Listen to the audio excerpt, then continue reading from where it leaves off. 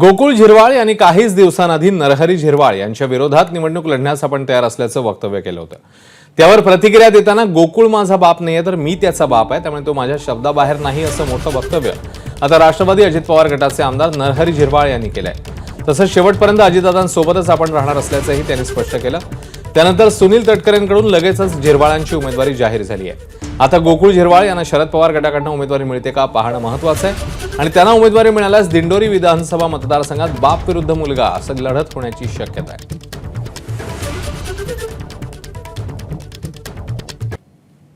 भविष्यात महाविकास आघाडी कोणालाही उमेदवारी दिली तरी आम्ही त्या उमेदवाराबरोबर भक्कमपणे त्या ठिकाणी राहू।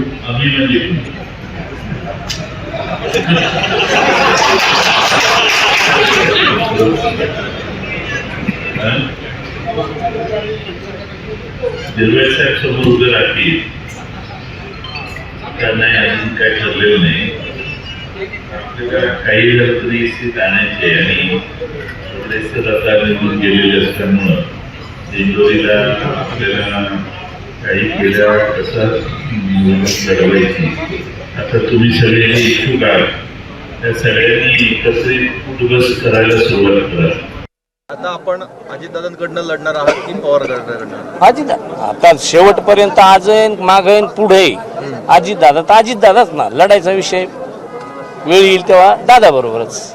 लोक त्याचा बाप आहे बरोबर, मला बाप नव्हता पण तळावर राहून मी जनतेचं मन जिंकली, जनता प्रवृत्त झाली, त्यानं ते करावं त्याचा मी समज घातला। अजून तो आज्ञाधारक आहे।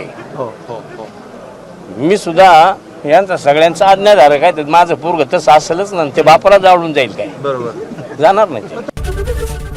एबीपी माझा, उघडा डोळे बघा नीट।